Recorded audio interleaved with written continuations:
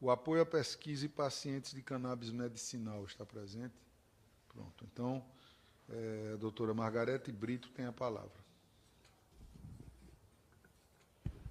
Por 15 minutos.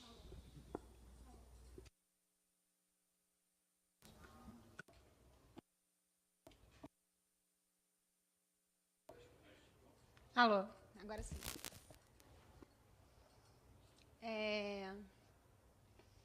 Eu não vou nem dizer obrigado pelo convite, porque eu que me convidei. Mas, de qualquer forma, é muito importante e eu fico muito grata em estar aqui para contar um pouco do nosso trabalho, né, e dos nossos acúmulos de ouvir o lado que é realmente para quem está, né, sendo feita eventualmente a reforma da lei de drogas. Pode passar. Foi. Bom, o meu nome é Margarete, eu sou mãe da Sofia, sou advogada e representante de uma associação de pacientes. Isso é um pouco dos trabalhos que a gente vem fazendo nesses últimos 5 anos, além de debates, palestras, oficina de cultivo e produção de remédio de forma artesanal. A gente tem um grupo de trabalho com a Fiocruz. Hoje é possível a inclusão, né, de um medicamento, embora não seja permitido ainda pela Lei 11343 do plantar aqui no Brasil, além de apoio e informação para os pacientes e, eventualmente, o que eu estou fazendo aqui, que é o advocacy. Pode passar. E eu quero dizer a vocês que nesses 5 anos que eu entrei na luta por conta da minha filha tem uma síndrome genética rara, que causa muita convulsão, né? E com 6 anos a gente descobriu que maconha podia ser remédio, e de lá para cá eu percebi que parte do meu tempo também poderia ser dedicado a ajudar as pessoas que são usuárias de cannabis para fins terapêuticos. E para a gente ajudar, a gente tem que entender, né? Porque se fala muito sobre drogas, mas as pessoas entendem muito pouco sobre drogas. Pode passar. E eu acho assim, essa parte da apresentação, que é a mais importante, que eu espero que em algum momento, né, dessa comissão vocês tenham ouvido, que nós temos dentro da gente um sistema endocannabinoide. Então, eu ouvi aqui hoje de manhã, né, uma pessoa dizer que não é possível que droga deixa a pessoa feliz. Obviamente que droga deixa, sim, a pessoa feliz. As pessoas usam droga porque lhe dá prazer. Então, assim, a gente ouve falar muita besteira pelo desconhecimento da própria substância. Então, e aí, quando fala que o uso medicinal da maconha, se fala muito que serve para tudo e é uma panaceia, e se serve para tudo não serve para nada, é porque realmente não conhece o sistema endocannabinoide, que naquela foto representa que nós temos dentro do nosso corpo receptores que recebem as substâncias, e por isso que, de alguma forma, ela alivia as dores e ao conforto que as pessoas precisam. E a gente tem também uma variedade muito grande e aqui eu estou falando especificamente da maconha, né, porque é o meu campo de trabalho. E quando a gente fala de maconha, a gente está falando de espécies. Então, se o sistema endocannabinoide é como uma digital, que cada um tem o seu, e você tem uma variedade de plantas que vão...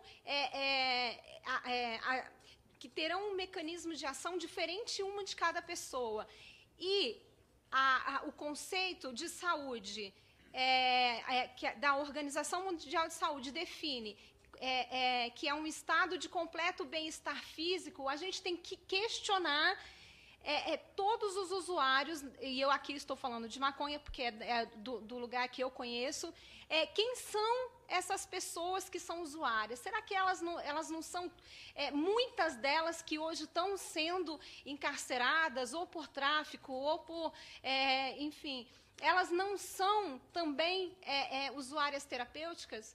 Então, essa é a pergunta, e eu acho que essa é a reflexão que a gente tem que ter quando a gente fala do usuário de maconha. Ele pode, sim, ser um usuário terapêutico, embora não esteja naquela característica que a mídia mostra da criança tendo convulsão, etc. e tal.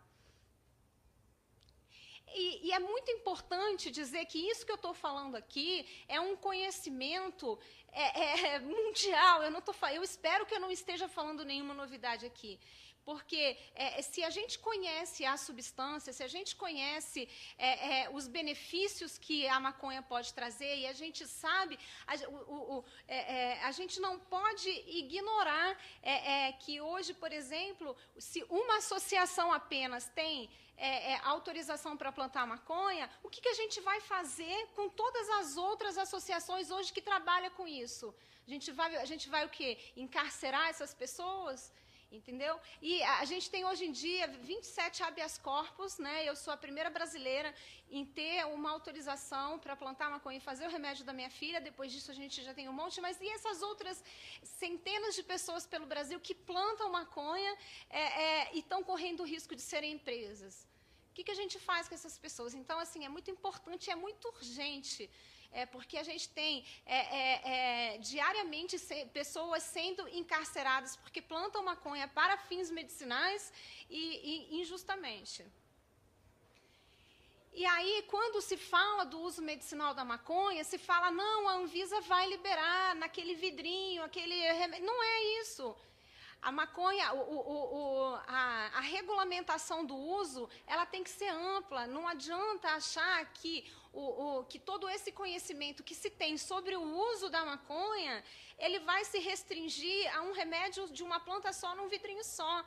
Então, a gente tem que entender isso, o começo dessa minha fala, que é a necessidade da gente entender um pouco sobre o ser que está usando a substância e a substância. Isso é muito importante para a gente fazer uma lei que funcione. Ih, não está aí. Eu que estou passando aí. E aí eu queria mostrar para vocês, hoje, pela letra fria da lei 11.343, pela lei de drogas, somos todos traficantes. Hoje, vocês estão diante de uma traficante. Porque, embora eu tenha um habeas corpus para plantar maconha, para fazer o remédio da minha filha, se me chega uma mãe desesperada com um filho que está tendo convulsão e eu dou para ela, eu estou cometendo um crime de tráfico. Então, assim, chega a ser ridículo, né? E se uma família que me procura e quer, e precisa que eu lhe ensine a plantar, que eu lhe ensine, eu vou dar uma planta, eu estou cometendo o quê? Crime de tráfico pela letra fria da lei. Então, eu estou trazendo aqui uma situação real que existe no país e que causa muitos problemas para todos os usuários. Próximo. E aí, é só para, né, porque todo mundo gosta, né, de comprovação científica, da ciência junto. Então, isso é para dizer que na Universidade Federal do Rio de Janeiro, existe um projeto onde hoje os pacientes que conseguem fazer a sua medicina e que conseguem, podem acessar um serviço gratuito da Universidade de Farmácia, que ele vai saber exatamente a quantidade de CBD, de THC que ele está tomando. Então, para mostrar que isso daí foi o resultado de dos medicamentos que eu fiz, né, uma das vezes que eu peguei lá o vidrinho, levei na universidade e eu sabia exatamente, porque se fala muito, mas que as famílias não... Como elas vão saber fazer, né? Como ela não sabe o que está dando para a criança, enfim, é possível saber, é possível. Pode passar. E aí, enfim, já quase concluindo, eu queria trazer realmente essa reflexão que eu acho muito importante, né? De quem porque quando se fala usuário, se separa muito o usuário terapêutico do medicinal, do recreativo. Então, a gente tem que ter muito em mente, eu já cansei de receber mensagens, né, na associação, relatos de jovens que tinham tido problemas ou com a família ou com a polícia, e me pedindo, pelo amor de Deus, uma ajuda, né, porque eles precisavam fazer o uso e não sabia mais como, enfim, e estavam passando por situações de tentativa de suicídio, porque estava precisando fazer o uso da maconha com fins terapêuticos. Muitas vezes as pessoas deixam de tomar outros remédios para fazer o uso da cannabis. Então, é importante a gente tomar cuidado para não taxar, não separar essa coisa de uso recreativo com... Muitas vezes, o que eu quero reforçar aqui é que muitas vezes ele não tem aquela característica daquela criança numa cadeira de rodas, como todo mundo está acostumado a ver. Existem pacientes que fazem vários tipos de uso e é terapêutico, de acordo, inclusive, repetindo com o conceito de saúde da Organização Mundial de Saúde. Outra coisa que eu acho que a gente tem que ficar muito atento numa eventual reforma da lei é o acesso. Obviamente, alguém falou aqui de manhã que não adianta você descriminalizar o uso se você não der direito a essa pessoa a importar semente, se você não dá direito a essa pessoa a cultivar a planta dela. Então, e aí, outra coisa também que eu achava importante pontuar aqui, foram coisas que eu ouvi aqui de manhã, a gente tem que tomar muito cuidado quando a gente ouve as estatísticas de aumento de consumo, seja no Uruguai, seja no Canadá, seja onde for. Porque não é possível que aparece do dia para a noite um bando de maconheiros. Aonde que eles estavam? Será que essa estatística de aumento não é porque antes, enquanto era proibido, essas pessoas se escondiam? Essas pessoas não tinham coragem de falar e agora elas aparecem num número maior dizendo, sim, eu faço uso? Então, assim, a gente tem que tomar cuidado, né, seja com fake news, seja com leitura tendenciosa de quem não conhece a realidade realmente do mundo, né, onde se faz uso das substâncias. E aí foi uma coisa que a gente estava conversando antes. Eu acho que é muito legal estar tendo audiência pública, né, para ouvir o lado de quem realmente precisa ser ouvido, né, porque se a gente está fazendo uma lei para um determinado, voltada para determinado grupo, não é possível que elas não façam parte, né? O Rodrigo Maia, quando nomeou a comissão, tinha que ter colocado nessa comissão esses atores, que são atores muito importantes dentro da reforma da política de drogas. Então, aqui é uma sugestão para que se anote nome, tem mais de 20 associações hoje de usuários pelo Brasil, de uso medicinal, de uso terapêutico. Não é possível que essas pessoas não estejam aqui em maior número, né? Porque eu estou falando alguma coisa, mas tem muitas coisas que é a realidade do pessoal do Nordeste, que é a realidade do pessoal lá do Sul do Paraná. Então, essas pessoas, é muito importante que elas estejam realmente na construção desse projeto. E é isso, se a lei não for feita de acordo com quem está do lado de cá vai sentir, isso vai ser descumprido. Não é possível a gente fazer uma norma, né, voltada para...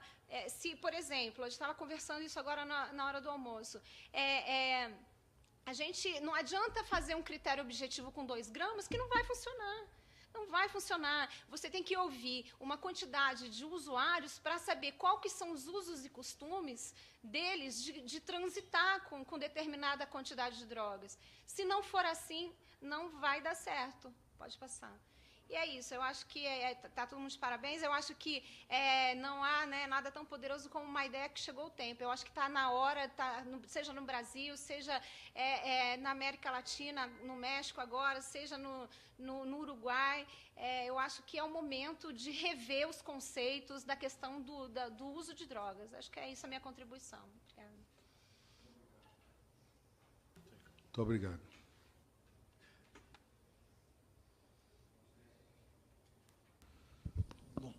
Muito obrigado. Antes de mais, só para pontuar, nós também tivemos na Audiência Pública de São Paulo vários contatos com associações de usuários para fins medicinais e tem sido, evidentemente, muito importante, extremamente salutar ouvi-los. Eu precisaria fazer 4 ou 5 questionamentos. Me perdoe, evidentemente, a necessidade de objetivação, porque em todo o processo de construção de um pré-projeto de lei, essa objetivação acaba sendo necessária. A primeira delas, após ter ouvido a sua exposição e também já lembrando uma exposição científica e técnica, bastante técnica, foi feita pelo Dr. Siddhartha perante a comissão, e também o mesmo raciocínio da Cidinha, que nos brindou com uma exposição muito interessante lá em São Paulo, eu queria lhe perguntar, qual é, na sua compreensão, ou na compreensão da sua associação, essa quantidade possível ou necessária, talvez seja a melhor palavra, para, na própria individualidade, não estou falando ainda do cooperativado, produzir-se óleo o bastante para e pesquisas necessárias em função da diferença de cepa e da diferença de aceitação por cada um dos organismos, para que a gente possa produzir. Porque algumas legislações tratam, e aí não é da questão medicinal, trata-se do uso recreativo de 6, 7, 10, 12, 20 plantas fêmeas que poderiam ser descriminalizadas para consumo recreativo próprio. Como nós estamos falando de uso medicinal, eu lhe pergunto, há algum quantitativo, há alguma lógica de safra, de tempo, de espécie que nós podemos tratar, se for o caso de tratar objetivamente na lei e não no plano da administração, da Anvisa ou de qualquer órgão dessa natureza? A senhora tem uma proposta, sendo muito objetivo. É muito difícil, obviamente, não é uma resposta... Oi, desculpa. Já ligou, já ligou. Já ligou. Não é uma resposta simples, porque vou explicar por quê. Tem pacientes, por exemplo, que precisam consumir 30 gramas por semana.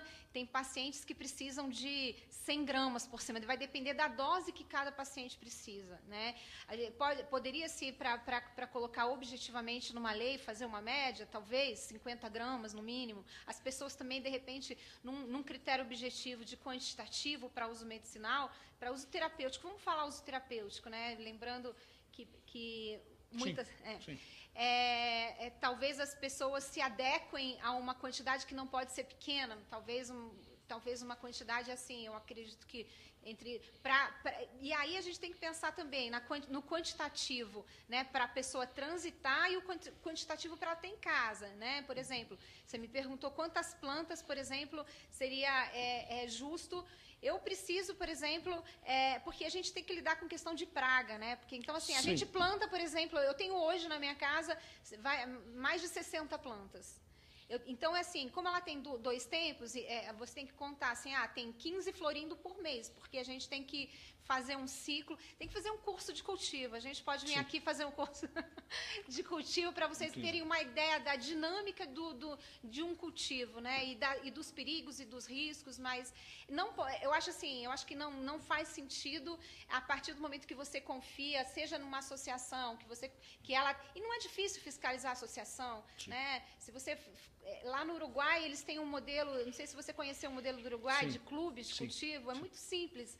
Então, eu acho que... Nesse modelo, nós estamos falando de 60 plantas, considerando a realidade e a necessidade de um paciente, é isso?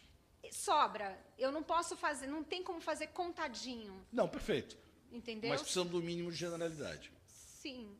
Qual é a pergunta? Não, é 60, isso. Nós estamos tratando da necessidade terapêutica de um paciente. De um paciente. Perfeito. A produção cooperativada, que é a proposta sua, na verdade, ela, na sua percepção, na sua proposta, seria fiscalizado pela Anvisa? Pode ser. Mas seria uma cooperativa onde os cooperativados tivessem, evidentemente, uma justificativa de produção para tratamento de uma pessoa específica. Eu penso no modelo, assim, é claro que cada país, enfim, vai ter a sua característica, vai ter seu modelo próprio, mas, assim, eu acho muito interessante o modelo do Uruguai, onde cada associação, ela tem um limite. No Uruguai são 45 associados, onde a pessoa pode, né, ir lá, pegar a erva e levar para casa. Eu acho que talvez um número pode ser um pouquinho maior, talvez, né? E aí tem que ver a quantidade de associações credenciadas por estado. São Paulo, por exemplo, é um estado grande, com muita gente. Talvez teria que ter um número maior de produtores e de clubes. Esse modelo é feito por cooperativa e por pessoa. E a outra hipótese... É o individual. Não, a terceira, além da individual, é a cooperativada, que é a liberação para uso laboratorial. Para que, efetivamente, não seria a importação do medicamento, que é o modelo, digamos, mais... adquiriu um certo nível de discussão ano passado, mas a liberação para que os laboratórios brasileiros pudessem fazer isso e este remédio pudesse... Com plantação aqui no país. Isso. A senhora tem posição com relação a esse modelo? Sim.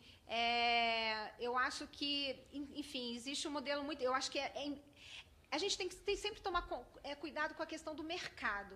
Eu acho que quando você faz uma regulamentação que você visa realmente a necessidade das pessoas e não do mercado, que aí está a diferença dos Estados Unidos e do Uruguai, né? Porque senão começa a fomentar o consumo. Eu acho que não é essa a ideia, né? Então, assim, esse modelo onde no Uruguai é possível comprar na farmácia e aí lá eles fazem uma licitação e de repente três empresas podem...